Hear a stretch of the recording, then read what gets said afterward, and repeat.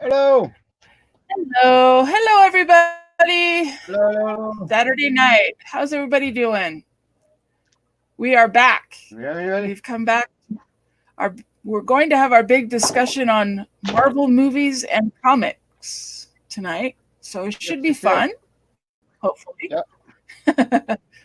Talking Marvel is also something something we both had in common. Something we just easily talk about. Something that a lot of people are excited about, and also surprisingly, Mhm. a topic that many of us, um, have wrong. Don't know a lot about it. The universe of it is so vast, and the history of it is so vast that I think the movie industry has not confused it, but simplified what Marvel is and what Marvel stands for a lot. So we'll might just talk on stuff like that and what the comics are doing right now. The comics are doing. I will talk about a little bit from what I know, and I don't pretend to be an expert at all, but from what I know on the comics, No, I'm not an what's expert getting ready to either. I happen just this year. enjoy them. Yeah, what's getting ready to happen this year in Okay. Marvel Comics is possibly the biggest event that they've ever had, and it's really exciting. And I'll talk about the lead up and what know of what's getting ready to happen.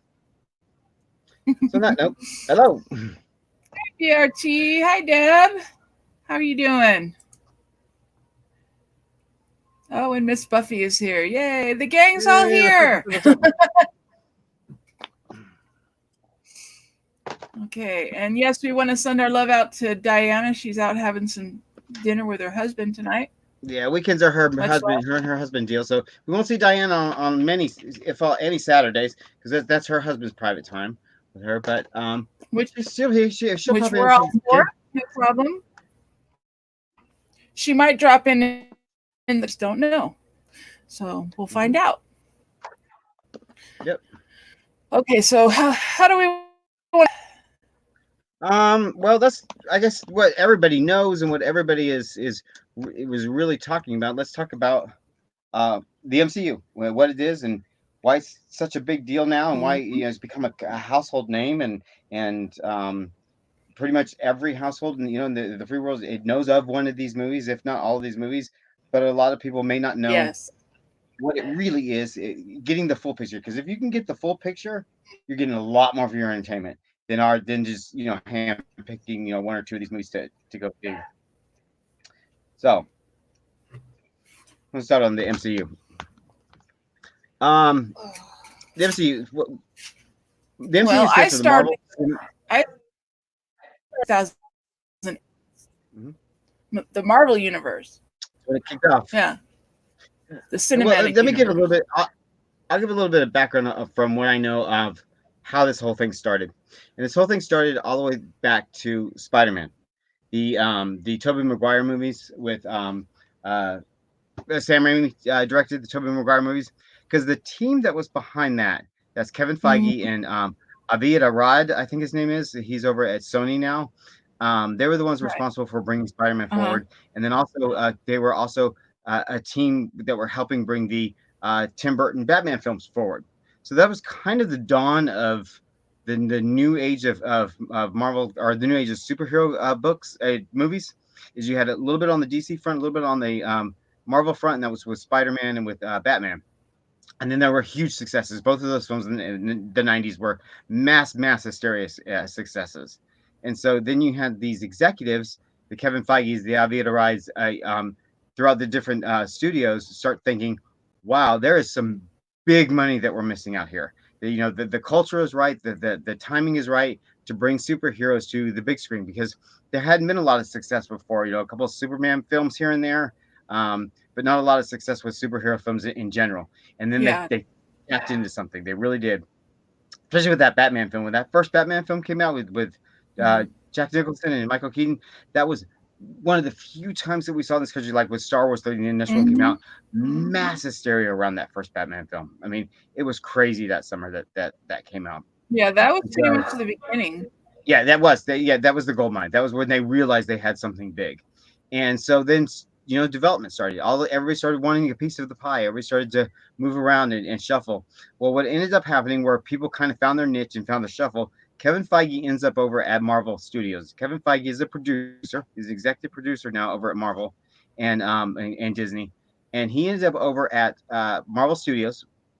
And Marvel's it was an interesting character at the time because Marvel was getting ready to declare bankruptcy in the 90s, and Stanley about lost the company, about lost everything, Mm-hmm. and I so remember that. save the company. What Stanley did was he auctioned off the characters, the properties themselves, for the TV and movie rights to anybody who wanted to buy them. It was a free market, and so different studios picked up different characters. Like Mm-hmm. Universal picked up the Hulk, Sony picked up all the Spider-Man characters, Fox picked up X-Men and Daredevil and Fantastic Four. So they're spread. What was left of the big studios not picking up were some of your less known or really family-friendly titles like Iron Man, Captain America. And so Marvel was kind of left as a company with these few stragglers left. And so when Kevin Feige, after the success of Spider-Man and Batman, when Kevin Feige gets over to Marvel's the film industry portion of Marvel, through a couple of the different studios wanting to finance more superhero films, they decided to take one of their properties that they had left and see if they could make something out of it, without having to spend millions and pounds of millions to buy their big properties back, like X-Men, Fantastic Four, Spider-Man. And they did Iron Man, and we all know what happened. 2008 hit, Iron Man hit, and it was a Yeah, huge success. and that was And a that was the goal start of it. line. They followed up very very quickly with the Incredible Hulk, Mm-hmm. because Universal wanted in on the action. Universal said that, hey, you guys make this movie, Yeah. we'll finance it, we'll back you on it, and they released the Incredible Hulk, and there was a lot of controversy around the Incredible Hulk, and so it's kind of like the bastard stepchild of Marvel right now. But that was not the same studio; that was Universal Studio. That did the Yeah, it's Incredible Hulk, one of my and Universal still owns all of the Hulk properties, unlike just like Spider-Man. Sony owns all of the Spider-Man properties. Universal still owns all the Hulk properties, but Universal plays nicer with Marvel than Sony did. Um, so they released that film, and it came with mixed reviews, came Is with a that why mixed they bag. haven't done And another Hulk? correct, that is exactly why, because Universal would get the lion's share of the money, and Marvel's not willing to do that because Universal said that they could use the Hulk Right. in any other property except for its own property, under its own name. Because once it's under its own name, then Universal gets the profits, So we're and never, Universal gets the right to distribute it. Hmm? the sad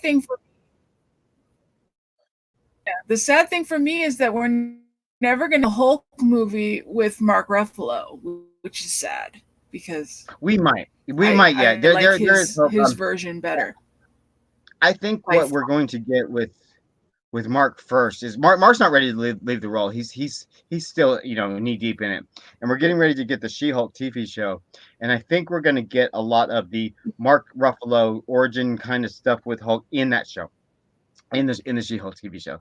That's coming up in a year or so. Um, Good. anyway, so back to so the Hulk mixed reviews. Mm-hmm. Universal maintained rights to the Hulk, and then this is when Marvel, at this point, this is when they set the ball rolling for the cinematic universe. They thought, you know what, we have this great idea. We have these characters that work, we have these characters that we can bring together. So let's.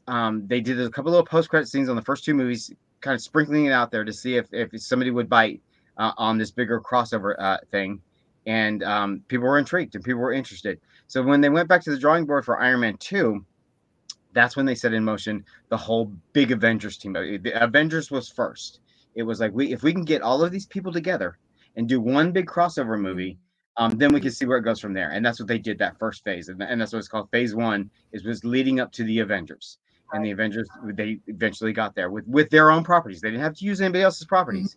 They used the ones that they had left: the Thor, Captain America, Iron Man, shared with the Hulk, Whoops. Black Widow, Hawkeye. They were able to bring all those people together because they owned them all. They didn't have to share with anybody, and they released the Avengers, and Right. it worked. Um, with that knowledge, what they did right that very very first phase was that they knew what they had a goal. They set in motion a concrete plan. They set in motion all of the years and all of the characters and when they're going to have to introduce them and when they're going to have to put them in place. And Uh-huh. they only set their sights on one obtainable goal, and that was the Avengers. And by doing that, they had massive success leading up to that Avengers thing. By the time we got to Avengers, and what was the year Avengers was? Iron Man was Uh, 2008. Avengers was tell you just 1 second. Avengers. That was 2000. That was 2012. 12, 7 years, eight, nine, Yeah. 5 years, 5 years, 5 years. 5 years was a 5 year plan is unheard of in TV or Hollywood to reach your goal or reach your the finish line of what you're trying to accomplish. Usually people want to get right out to the box office. They want to hit those first 2 weeks of box office numbers and then move on. Because that's Uh where huh. unfortunately that's where the movie industry is right now. 2 weeks. You got 2 weeks. 2 weeks to stand Yeah. on what you're doing. And once the 2 week period has hit, unless you've got some really crazy word of mouth and really crazy, long term holiday grower or something, you got 2 weeks Yeah. to make your box office. That's Kevin it. Feige and I the just people over at Marvel, they set their sights on 5 years. On a 5 year plan. They never tried to jump the gun. They never tried to shortchange it. They just said one movie at a time, one character at a Mhm. time, and here's our goal. And when they found Right. success in that, then they realized we can do bigger and better things. And that from the Avengers, that's when they set forth the end game to go all the way up to end game. And that was another Mhm. stretching point to reach that second final goal. So we have one with Avengers, one with Endgame, and then now we have a brand new goal for wherever they're going now with their new stuff. Yeah. So where all of this has come from Marvel and why everybody's like, they make all these superhero films, they're connecting them all. This is not new for comic books. In comic books, in the comic book world, they they'll do the same thing. The books, they're called books, comic books. They do the same thing in each individual character's books, because just like the Marvel movies, each character at some point has their own book. You have a Spider-Man book, you have Thor book, you have an Iron Man book, and they're all carrying their own individual stories. They're all doing their own things with their own characters, their own bad guys, their own wills and wants, and wherever they're at, and eventually they team up, or just like the Avengers, all of the comics in that's being released at that time will all join forces and create one big huge crossover event. And Marvel's They is come famous. together for a common Marvel has been goal. doing crossover events for generations. You had way back in the day, you had the Secret Wars, and you had Infinity War, and the Infinity Gauntlet, and Civil War, and all that stuff that was going on in Marvel Comics. That's all generated from the comic book side. So the movies, the Marvel Cinematic Mhm. Universe, they have just been following suit of the and really, if you read crossover events and you read the comics that they do, it really is the same pattern. It's the same Right. process that they do. They establish Thor story, they establish Iron Man story, and both of them have their own goals of leading to the same end point, but both of them have their own stories that's going on. So Hmm. it's fun. Yeah. Because I don't. It's a lot of fun, a lot of I input, don't a lot of knowledge personally. behind stuff. I don't like What? comics, movies. Yeah. Um, But I'm very. what crossovers do that's Huh? really interesting is that you can watch each individual movie, or you can read each individual comic and get something out of it, get a huge part Yeah. out of it, without having to know the whole history and lore and everything that's going behind it. Like, I have friends and people that I know that only like the Captain America films, or only Mhm. like the Spider-Man films, and they'll watch the Avenger films because their character is in it, and they're already pop culture is the Mhm. biggest event in the world. I have friends that just saw Endgame and hadn't seen anything leading up to Endgame, Yeah. and still got enjoyment out of it. Still got something out of it. That tells a lot about storytelling, about the Yeah. strength of these characters that they can do. That much stuff. The But way if you know everything, if you the way do follow they've everything, you done get. it, Hmm? the way they've done it, each film can stand alone. So that's Yeah, good. it's That neat. means Yeah. that anybody can follow any character that they like and still understand what's going on. Yeah, still get the story. They may not get all the nuances and all the history and all the development of it, Right. but they'll still get the story, and that's cool. That's really really cool what they've done. So where we're at now with the Marvel Cinematic Universe, again, going back to the financial part of Marvel, and the whole confusion, because everybody knows in the world, we all heard the news when that Spider-Man mess went down last summer. And Mhm. everybody's like, "What's confusing? I don't get it. Why Marvel doesn't own Spider-Man, or Spider-Man's going back to some? What I don't understand." There's so many people that kept Yeah. writing me, texting me, "What's going on? I don't understand."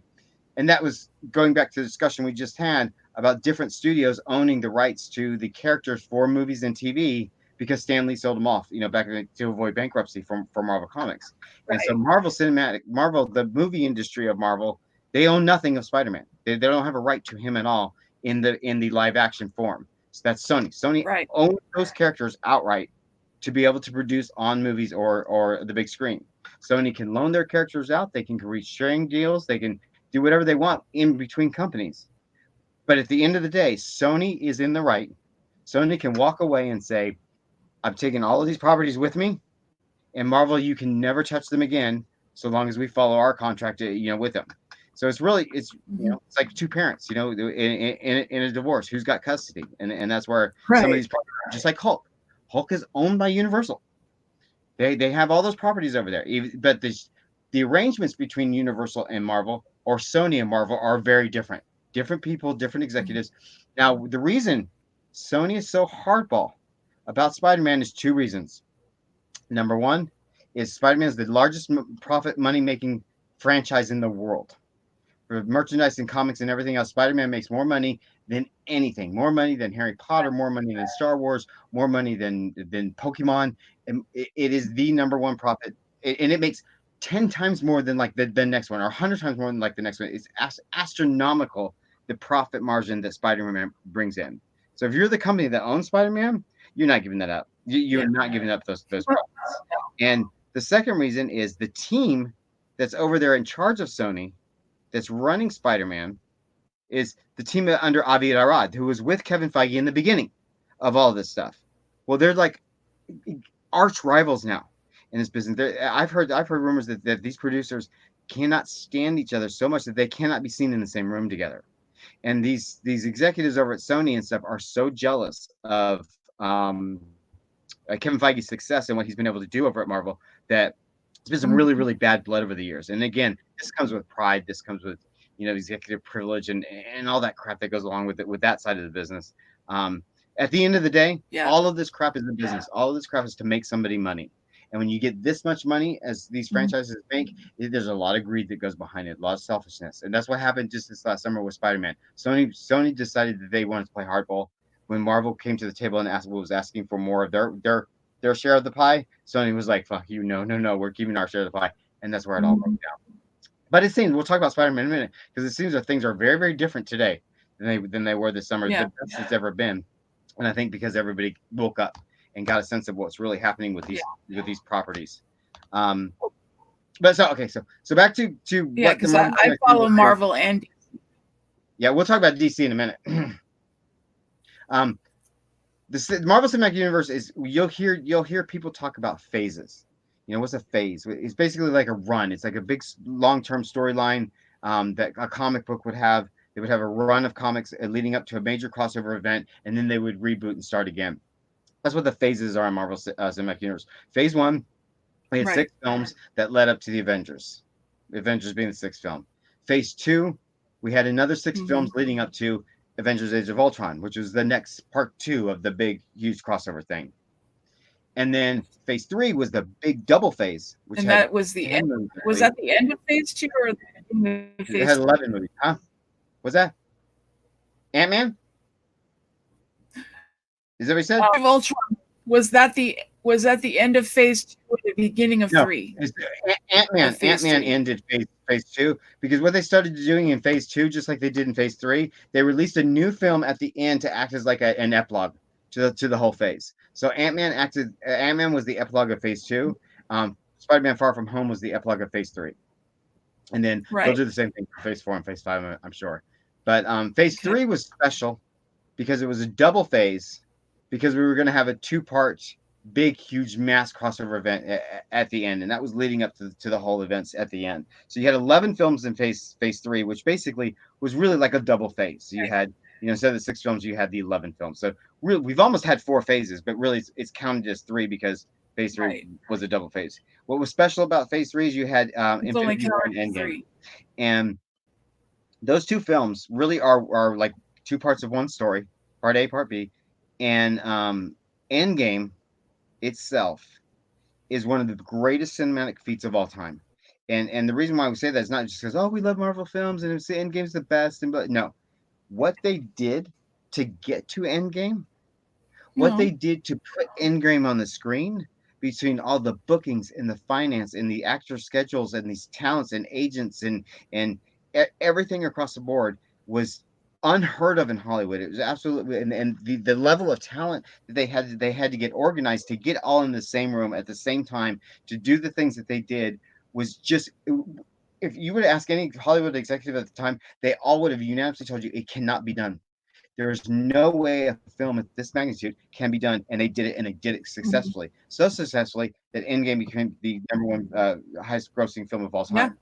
And I don't think it will never be repeated. It's a lightning in a bottle. Even Marvel Mhm. will never be able to repeat it themselves. That is a one in a lifetime opportunity of a group of things coming together so right that the end result is Mhm. perfection. Now, it's like, when the Oscars came out, people talk about, William, why didn't Endgame get recognized in this and recognized in that? And it's a shame. It's a real shame. And I hope someday at some point somebody recognizes, like in a special Yeah, award to it is. Kevin Feige and the Russo brothers, what they were able to pull off, and the amount of time that, the 10, 12 years that it took to get to that event.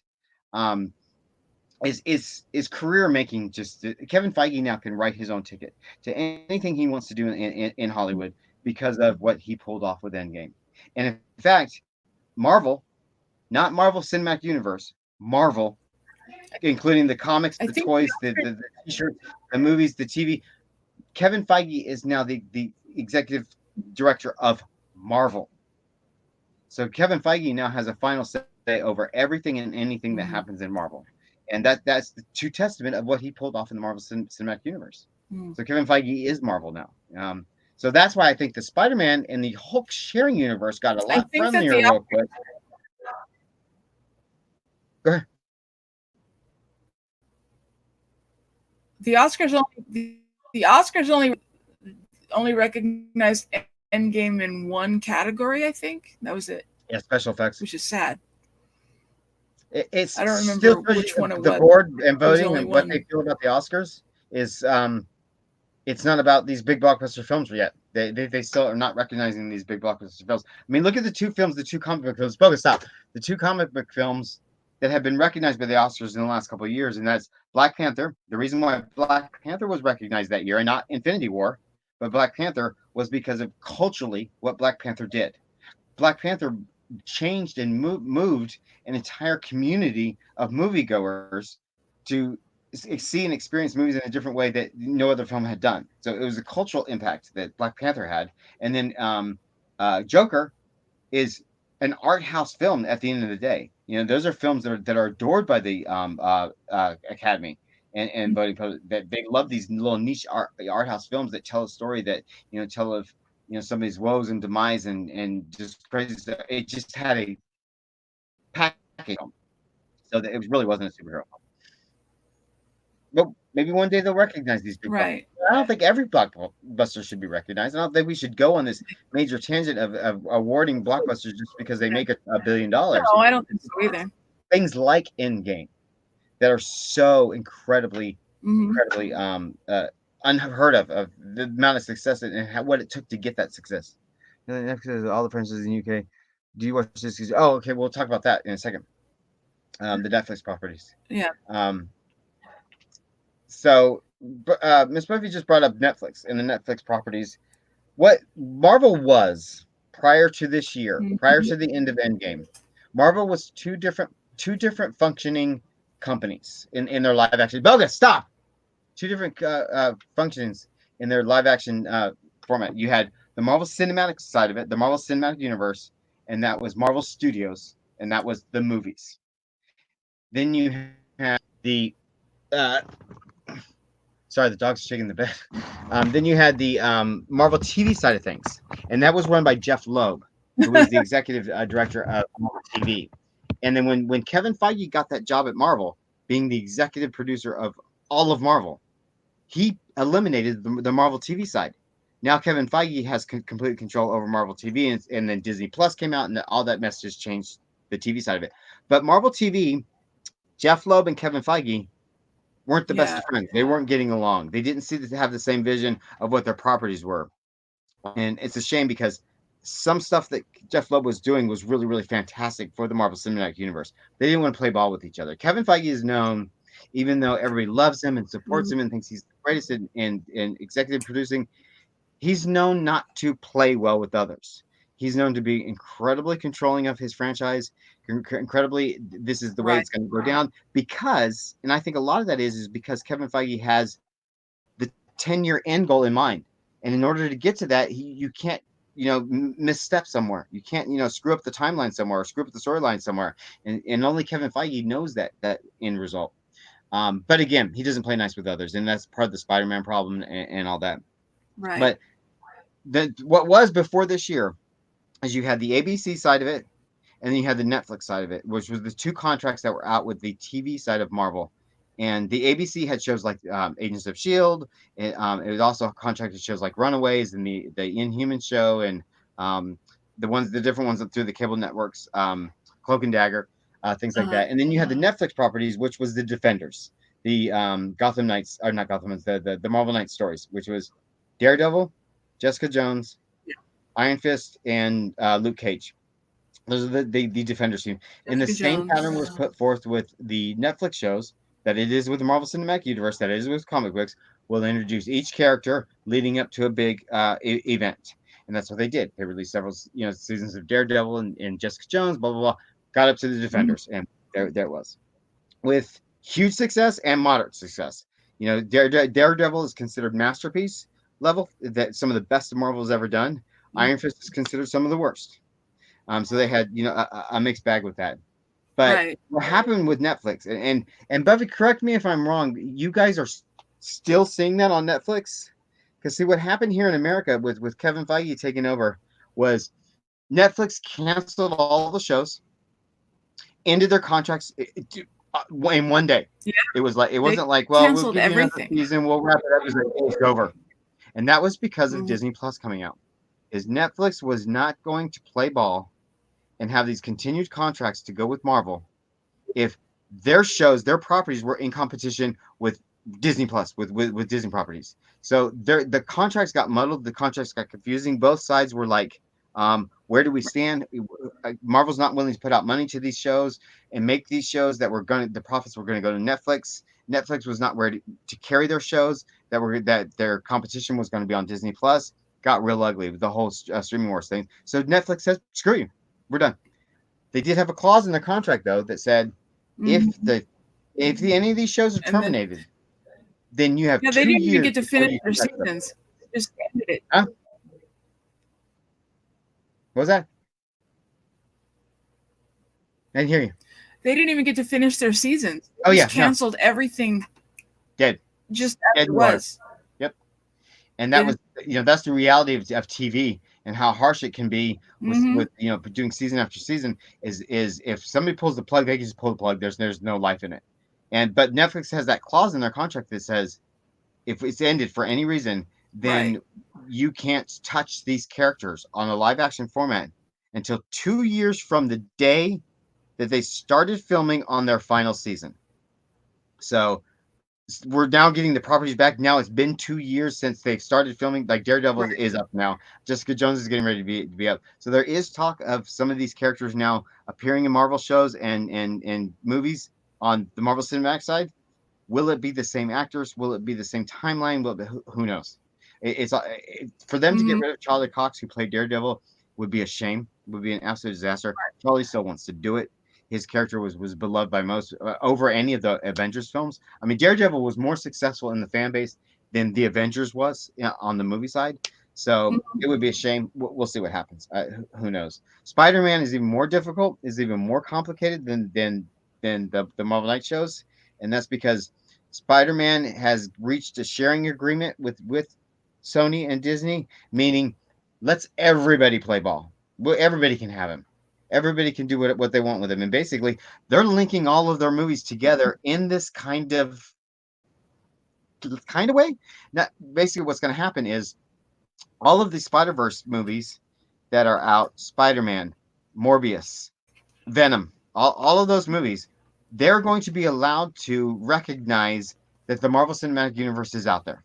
That Thanos happened and Endgame happened, and all that. All Spider-Man's Mhm. identity was revealed by Mysterio. All these things are allowed to be said and talked about in the Sony side of it, Marvel Cinematic Universe, they're not going to touch anything that they're doing. So, like, if Venom does something in his film that's like crazy and newsworthy, you'll never see a news splash over on the Marvel side of it talking about Venom. You'll never see Venom in an Avengers film. You'll never see Morbius over here in an Avengers film. But Marvel's playing nice with Sony, going, "You guys can use him so long as we get Spider-Man, we get Tom Holland when we want him, to come over and play." So it's Spider-Man is going to get messy if they don't do it right. But more for us, more for us with Tom Holland. I don't care. Are we correct, Mike? Open Disney Hit Plus has only just launched here. Oh yeah, that's right. You guys only got it in I would March. love, That's I right. would love for both the universes to. Oh, I'm so up for Mhm. both the. There has to be a way that these shared universes can Hmm. exist at the same time, especially now that we're opening up the multiverse. They can I would all love exist. it. It's just for fans. It's just more content, more stuff for all of us to enjoy. But on the business side of it, all it is about money. It's all about money. It's all about greed. It's all about owning the box office. It's all about Disney being the tyrant, that they Yeah, are, wanting to own all this stuff. So it's so ugly on the I other would. side. You just tend to, see no evil, hear no I would evil. love for that to happen, but I don't think it will. Well, I think for the Sony side of it, I think that we're going to get the end result that we want I, as I fans would. from the Sony side of it. Yeah. Marvel can be stingy and not touch Spider-Man. They can just be like ignoring what's going on. At least we get to see the stuff on the Sony side of it. And at least they're not going to have to change and reboot Spider-Man all over again and really change the Tom Holland character. Because last summer there was talk of what Sony was going to do now that they got Tom's going to be only over at Sony when all that mess went down. Is they were saying they were going to reboot it. They were going to reboot the entire franchise with Tom Holland as Spider-Man, but he would not be the same Spider-Man as he was over in Marvel. Again? I was like, what? It sounded so complicated and so confusing and such a mess that Sony's known for. Um, I'm glad that we're at the point where we're at. I'm glad that it's like you watch the Yeah. Morbius trailer Well, now. There's stuff in the Morbius trailer that was part of Spider-Man Homecoming, which is cool. It's cool to see. It's cool to see everybody's playing nice. So we'll see how it turns out. hmm Um, I so heard that's Marvel rumors in that a I've Marvel heard movies rumors in that a they're bringing nutshell. Tobey Maguire back. Yes, yes, yes, yes. Here's what's interesting. So interesting about Tobey Maguire from the rumors that I hear. And again, this is all rumors, speculation. We won't know anything till Marvel or Tobey Maguire or somebody speaks on it. Sam Raimi, who directed the first three Spider-Man films that were massive. They're the reason we're here where we're at now. There's those Spider-Man films, those Batman films are the reason why all of this has happened. We can thank them. They made all this happen. Um, so Sam Raimi now has been asked to direct the second Doctor Strange film. Doctor Strange 2 lost its director a month or so ago because of creative differences. And what we hear is that director wanted Doctor Strange's first outing in comic books and his first issue was with a character called Nightmare, and it was a horror book. At the time, Marvel had a bunch of horror books that were out. They were Dracula and Frankenstein and classic horror books, zombies. And Doctor Strange entered the world of Marvel Comics as part of that horror genre. And the director of Doctor Strange wanted to always do that first Nightmare story that Doctor Strange is famous for in its first volume. And from what I hear, he totally could. And Doctor Strange Mhm. too. Nightmare could be the lead villain. He could do and then when they announced it at Comic Con, Derrickson came on and he said that we're going to finally do the Doctor Strange, the first Marvel horror film, and he was all excited. Well, come to find out that was not Kevin Feige's vision or was not Marvel's vision. That they wanted some horror nightmare esque things to it, but still maintain its PG-13, still maintain its Avengers style, MCU type film. And I guess that the director was he wasn't going to budge. He wanted to do the one film and he couldn't, and so there you go. Um, uh, but he's maintained on as executive producer, whatever that means, meaning he's going to make money off of it. But no, they brought on Sam Raimi. Sam Raimi now is going to direct Doctor Strange 2. And with Sam Raimi directing Doctor Strange 2, Sam Raimi now has all the connections to the initial Spider-Man films that he had done. And there's talk that Sony's plan for Right. their big long-term plan is to do a live-action Spider-Verse film. The Spider-Verse in Marvel Comics is one of the biggest franchises in the world, and that basically several years ago, Spider-Man opened up their multiverse. It's called the Spider Verse, and basically, it's this whole world that exists with many, many, many, many different worlds and timelines and stuff, where every timeline has their own Spider Man, has their own Spider Man story. and there was a big event that happened with the Spider Verse opened up, Spider Island opened up, and everybody all these Spider-Mans got to interact and meet each other, and there was world chaos and all this stuff. And now these many different Spider-Men exist in the different worlds, and they interact and they do all sorts of crazy stuff. It sounds so complicated, but reading it, it's not. They lay it out really really well. That animated film that came out a couple of years ago was Mm-hmm. a representation of that. It was a representation of the whole Spider Verse in the comics and what's going on with the whole Spider Verse. And it was massive. It won an Oscar, for animated film. It's absolutely amazing. And so Sony's big goal is to Oh, do that was the one that came out. Was it the one that came out last year? Into the Spider Verse. Yeah, and their big goal is to do a live Okay. action version of the Spider Verse. And they want to include Andrew Garfield, they want to include Tobey Maguire, and have those movie franchises exist as different worlds in their own right, with their own Spider-Man in their own timelines. Doctor Strange 2 is going to introduce the multiverse. It's called Doctor Strange 2 Into the Multiverse, Mm-hmm. meaning they're going to open up all of these different worlds and talk about Earth 616 and Earth 1134, whatever, and they're going to show you what the multiverse really means and why all that comes into really really important play into the Marvel comics. Part of doing that gives them the opportunity to introduce the Spider Verse, meaning they can introduce the Tobey Maguire world in the same world as the Tom Holland world. And Tobey Maguire, in a sense, can meet up with Doctor Strange or can meet up with Tom Holland in Doctor Strange Mm-hmm. 2 to introduce people, to get people used to the idea that these things really exist. Um, that's the rumor. To, Tobey Maguire could have been approached by Sam Raimi for a completely different That would role. be I mean, interesting. it could have been Sam Raimi. Oh, I got this great role for Toby because obviously they have some sort of connection because of the Spider-Man films of the past. Could be just be a director, actor, agent to agent talking. We don't know the facts Mm-hmm. until somebody says. But that's the rumor is that's Mm-hmm. to introduce Tobey Maguire We don't really Spider-Man know. into the Spider-Verse because the Spider-Verse is huge for Marvel Comics. I mean, absolutely massive. They continue to do big things for it. Every year or so. There's like Spider-Man books right now, and I get every Spider-Man book every month that Mm-hmm. comes out, and they're right now currently running their own individual titles. There's 6 different Spider-Man books going on right now, and there's all different stories, all different things that's going on. Plus, you have other Spider-Man books like Mary Jane and Gwen, their own books. There's like 8 or 9 different actual Spider-Man titles running every month from Marvel Comics, Mm-hmm. and that's all because of the multiverse or the Spider-Verse, Venom, Morbius, all that stuff. Mm-hmm. And if you follow Marvel Comics, this is what I love about the Marvel universe. Unlike what DC is doing at all, the Marvel universe. If you follow the titles that are being released several months, about 6 months to a year out of the movies, you get a sneak peek of what the Marvel Cinematic Universe is looking to do because they Uh-huh. work together, and the Marvel Comics acts as a public introduction to certain characters that the Marvel Cinematic Universe may be planning on introducing that are not as popular that people don't know about, like Shang-Chi. When the Shang-Chi film comes out in 2 years, I believe, um, the public will already have been introduced to him because he's being reintroduced into the comics. And like the Eternals. The Eternals is going to be a massive film next year. It's going to be the new Guardians of the Galaxy. It's going to be this new big cosmic Mm-hmm. film. Nobody knows how the Internals are. Marvel Comics is already releasing the new Internals books to show people how it's doing. So it's really interesting to follow Marvel Comics and to see what's going on. And that leads us to all believe that everybody thinks that Secret Wars is coming or Secret Invasion is coming, and we may get Secret Invasion and Secret Wars and stuff like that through in a different sense. But I think the next big end game, the next big event that they're going to do, is what they're getting ready to do in Marvel Comics is called Empire.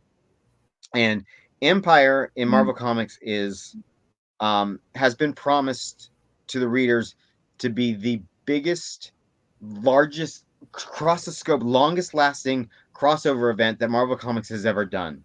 And they have started introducing stuff into Empire Mm-hmm. 6 months in advance before they're ever get Empire kicks off in April, and we're already getting so much background information about Empire and what it's leading up to and why it exists, and it's going to be absolutely fascinating because see what Marvel did in a couple months ago. they released 2 volumes, which was really cool, really cool. They released these 2 volumes called 1000 and 1001. Where's we're at 1000 1001, and these comics basically they took all their writers, all their artists, Uh-huh. all their authors, and they told them do a 2 page spread, just 2 pages, and then the next person will do 2 pages of a year in Marvel Comics. So like the first year, Right. the first one starts out in um I forget, is it 1960, whatever it was at Marvel Comics, 1940, 1940. So the first one starts out in 1940. It tells a story of some characters that existed in 1940. It's just 2 pages. That's it. And then Uh-huh. the next page, 1941, 1942, and it goes through 1,000 stories all the way up to the modern times of just there's a Spider-Man thing, the Captain America thing, whatever was going on in that time of Marvel Comics. And you think Uh-huh. this little this one-off thing is how cool is that? Well, you get to the very end of the page, and this dude is introduced, and this dude is the catalyst that's going to start the Empire event.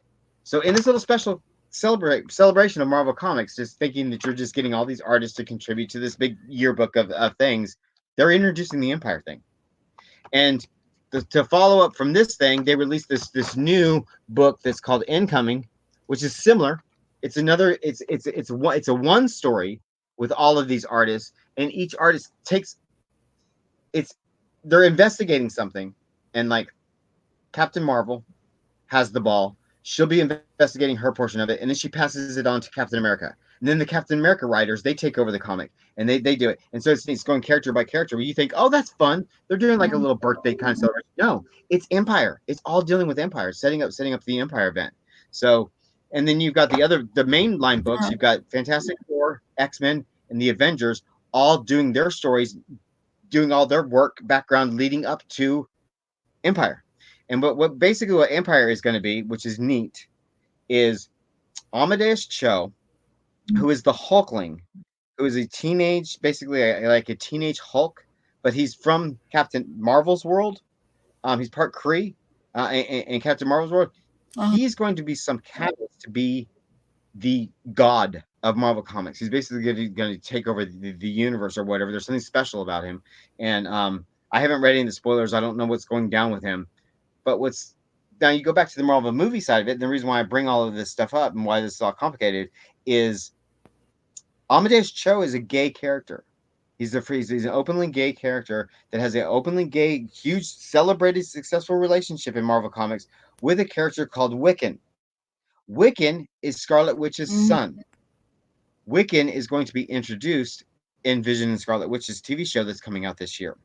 So between Wanda's show and Doctor Strange's show opening up the multiverse, they're already starting to introduce these characters that is going to be the huge Marvel event of the century.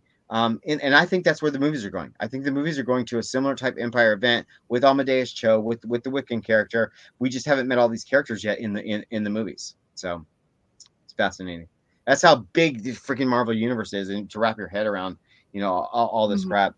Like I was just Yeah, telling my husband yeah, this. I'm Oh very my god, it's so huge. You know when an event is huge when they're going to release an I'm very encyclopedia. interested to find out where they're gonna go in the next Yeah, phase. they're releasing a handbook of Empire to tell us basically a reference material so that we can reference crap while we're reading the Empire events. It's crazy. Um, yeah, that's a way to follow. That's a way to kind of get feels and tidbits about what they're doing. Like right now, the biggest books on Marvel right now, X-Men and Fantastic Four. And why is Marvel focusing on X-Men and Fantastic Four? Because they're getting ready to be introduced in brand new ways into the Marvel Cinematic Mhm. Universe that we've never seen before. And what's special about that, people are going to be freaked out, and it's going to be a testament to Marvel how well they pull this off. Because the Fantastic Four and the X-Men of today is not the same teams and the same characters and the same storylines as they were with like the movies that we have been seeing, because there's an author, a writer for Marvel Comics called Jonathan Hickman. And Jonathan Hickman, No. you talk to any Marvel fan, I ask about the Hickman books, people will be like, "Oh yeah, Jonathan Hickman has come in and he's basically relaunched and revamped all of the major storylines of Marvel Comics through the decades. He did Avengers, he did Fantastic Four, and now he currently is doing his X-Men revamp. And basically, he takes everything of the history of these characters respects the history, no, honors the history, and changes these franchises on their head. And I think that the X-Men and the Fantastic Four, just like the Avengers that we're going to be seeing in the movies, is going to be the Hickman versions.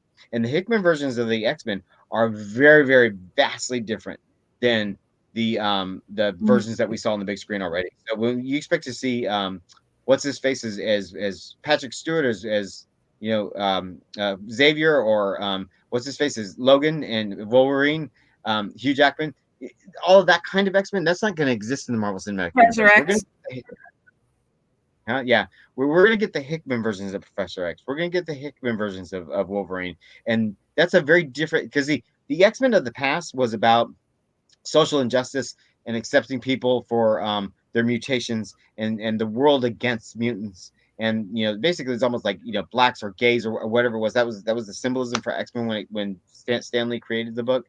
Um, that's such a small piece of the Hickman novels. The Hickman books that are out right now on X Men is all about the X Men kind of Mhm. regaining control of the world through their own isolation. They've found this planet that has this like plant source that has like all these supernatural powers and is becoming huge commodities to the world.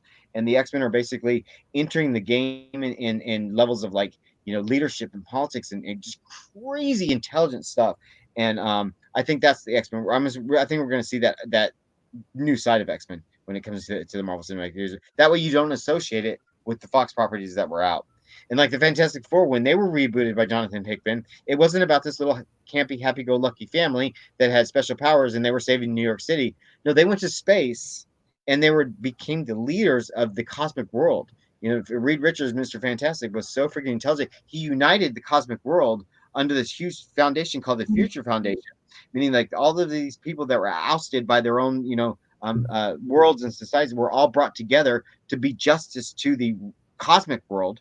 And then they were using the knowledge and the science in the cosmic world to bring back to other worlds to cure diseases and Yeah.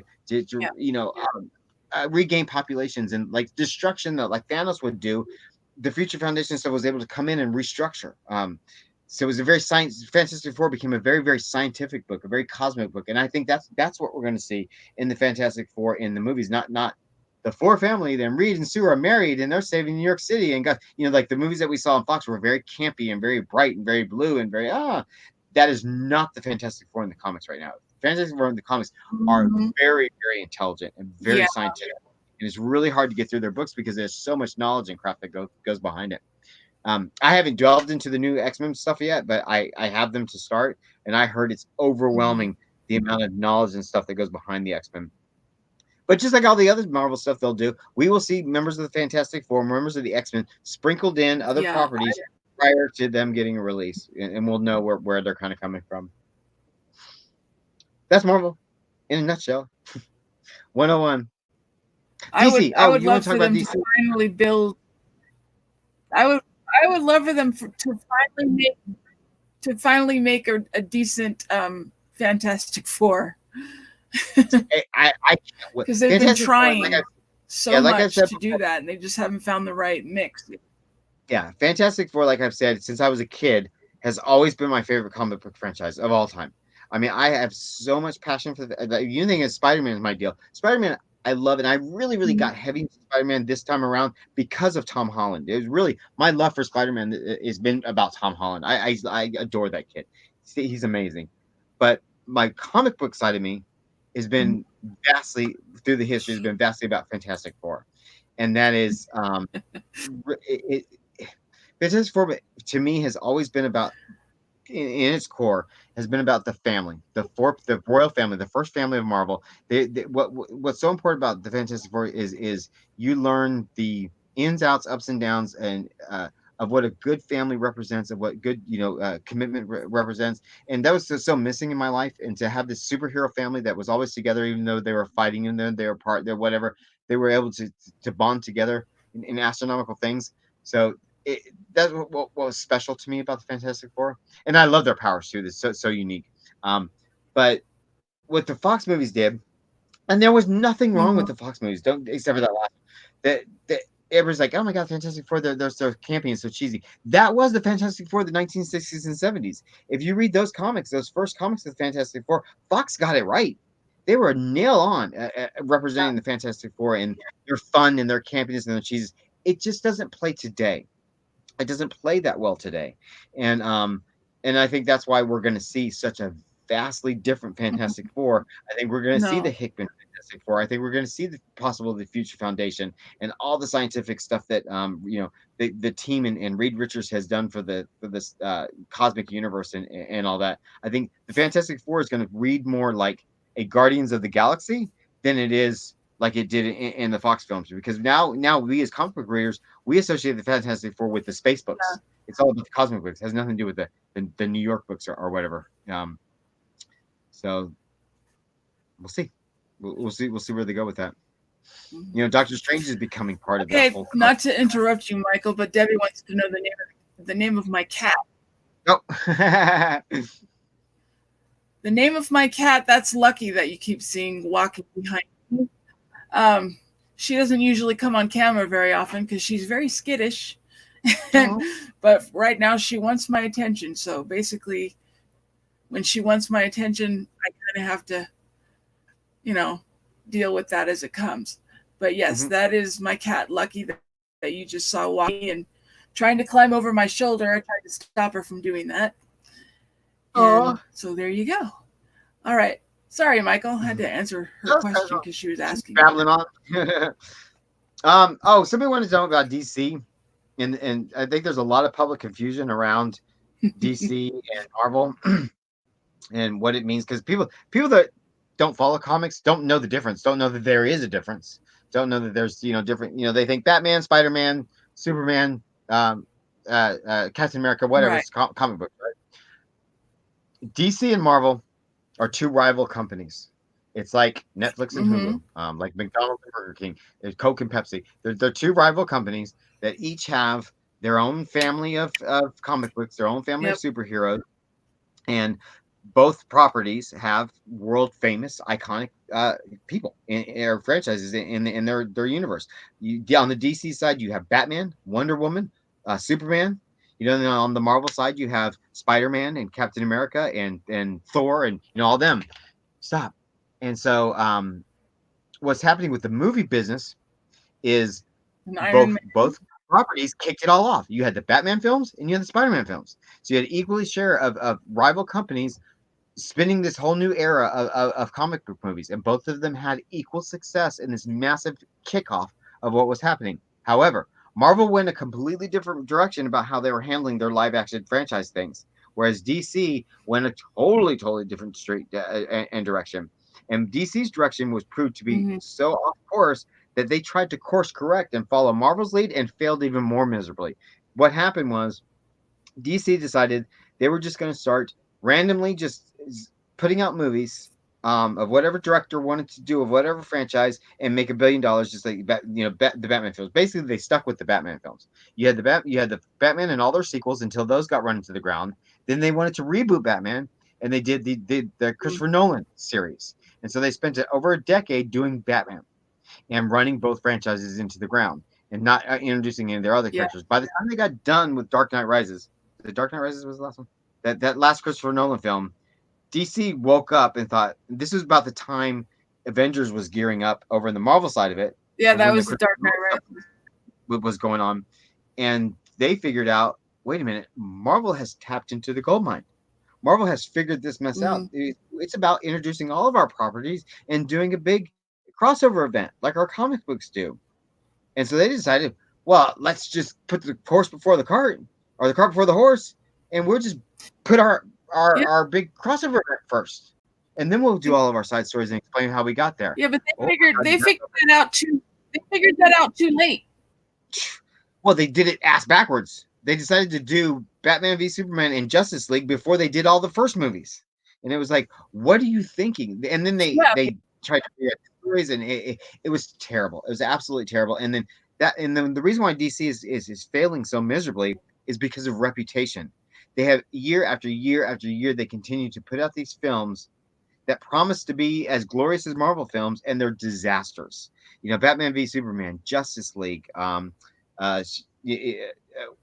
Shazam, Suicide Squad. Now, Birds of Prey just came out on that same line, and Birds of Prey promised to be this brand new relaunch of the DC universe, and it is a Birds of Prey just blockbuster disaster. It is absolutely considered one of the biggest failures in comic book history. It is a mess, and DC's over there wondering why. And now they put out Joker out of this whole DCU when you had Jared Leto as Joker before in the Suicide Squad stuff, and then you're releasing a Harley Quinn movie right after Joker without Jared Leto because you had the other one.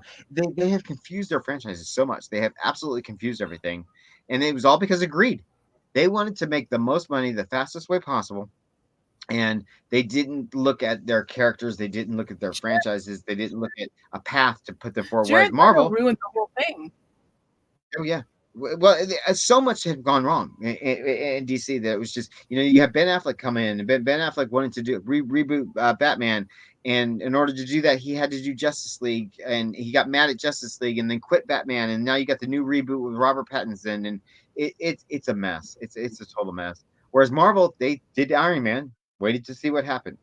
They got success of Iron Man, they did Hulk, waited to see what Mhm. happened. Then they got success, and they decided to move forward and move to Avengers, step one.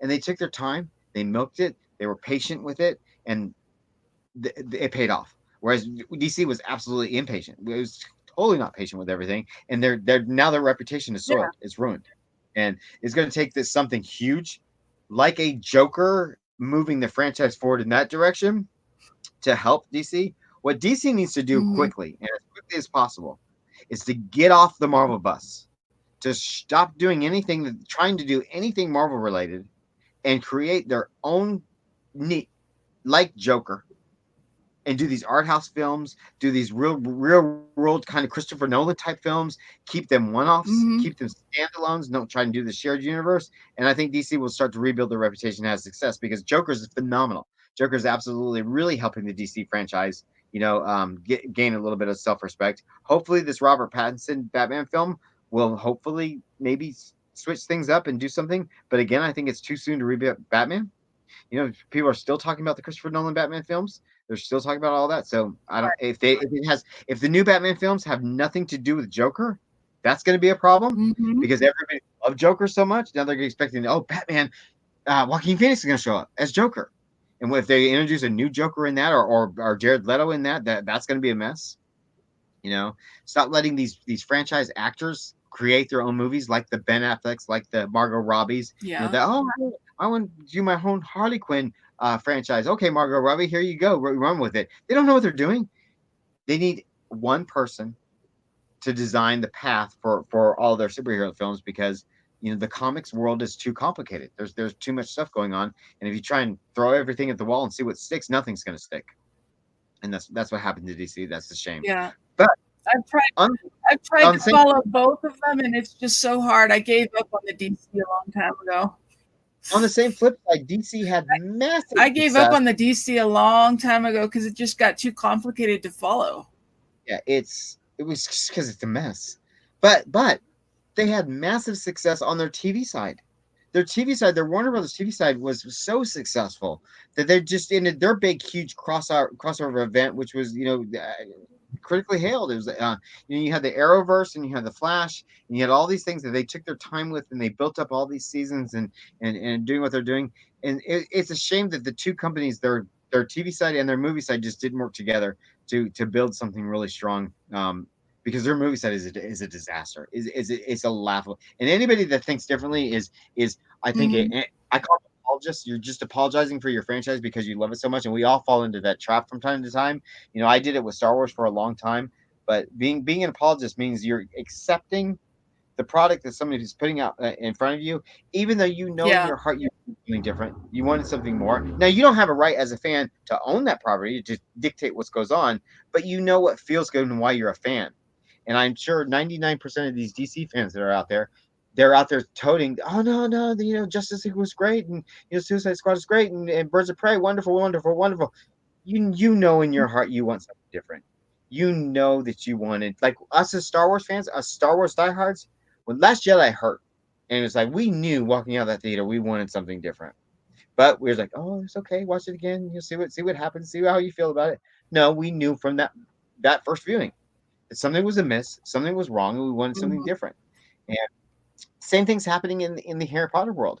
Some people, the Harry Potter fans, absolutely are rejecting the Broadway show, The Cursed Child, and they're absolutely rejecting the new Fantastic Beast films because the new Fantastic Beast films are a total different animal than young Harry Potter going through his adventures.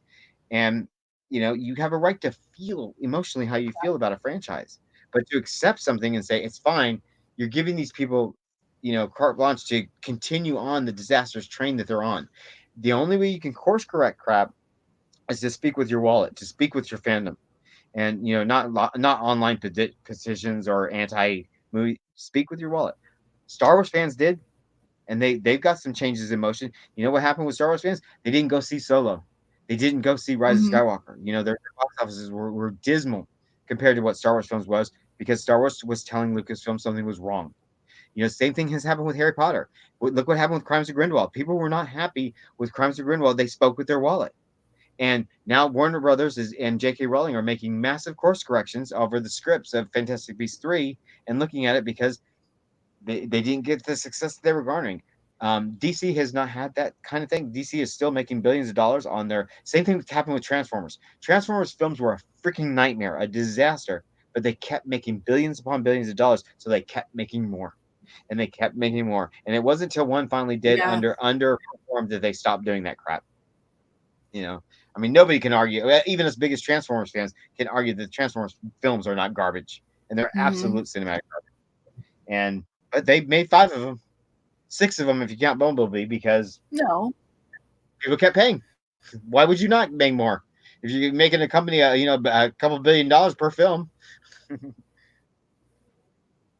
But we'll see what DC does on the success of Joker. Very true.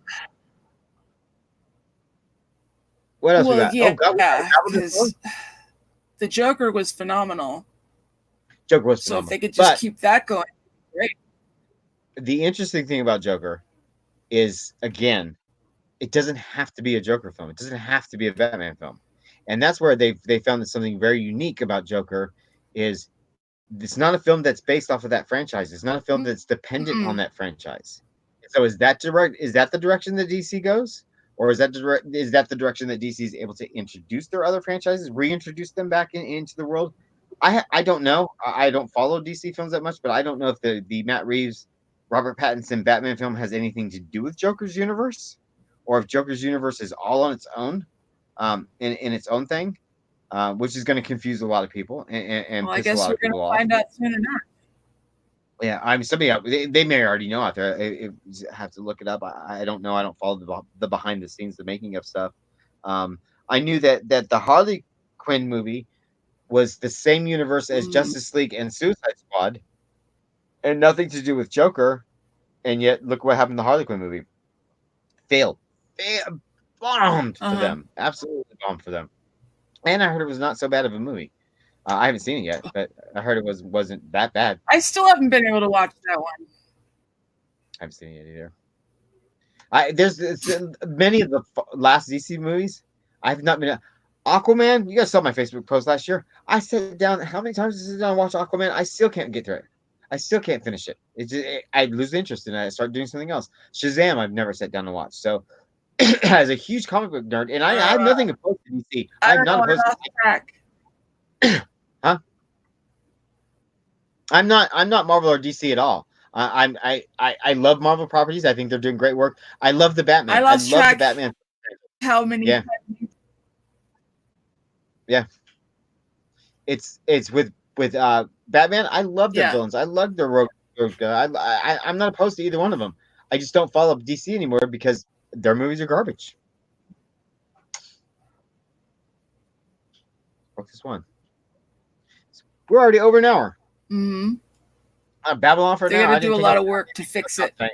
I just don't know if they can pull it off. So that was I Michael's know. one-on-one on Marvel, and I don't It even goes pretend to by be an fast, expert. doesn't it? It does. I don't pretend to be an expert. I don't know anything. I do know if you are interested in Marvel comics at all, Oh, we could and easily do another stream on it. if you're interested in pop culture and just big events and just fun stuff, even just a one time, I would suggest getting Marvel Comics 1000, which is so unique. It's such a comics history. It's something that's really incredibly special. It's all of their artists, all of their writers contributing in one celebration book that you can read off as just a one-off yearbook celebration thing, or you could look at it the deeper meaning what it is, and that's to kick off their major event, Empire. So this is the list of credits, the authors and writers and stuff that all contributed to this book.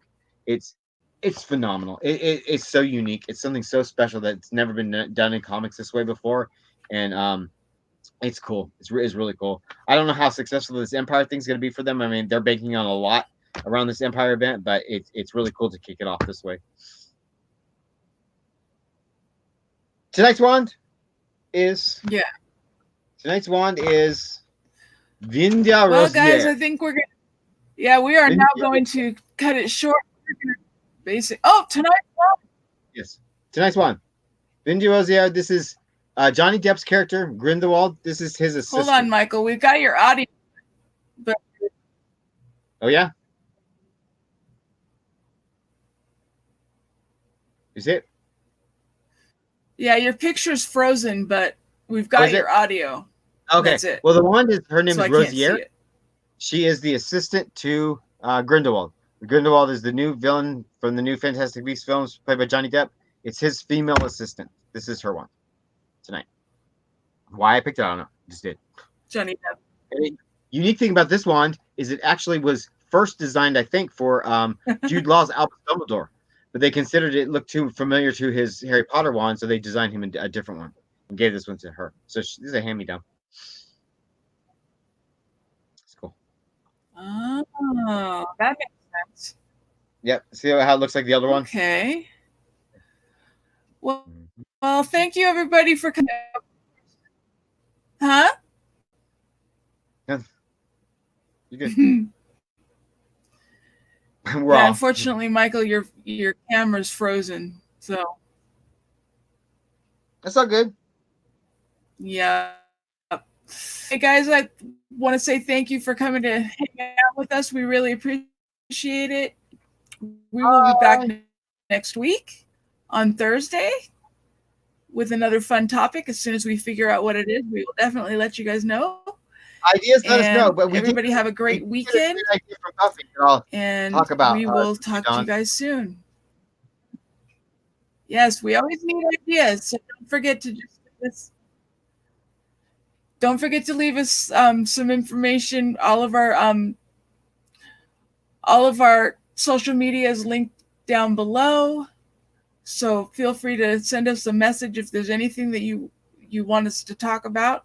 Please let us know. And we will see you all next week. Have a great weekend, guys. Thanks. Bye. Bye. And we're out.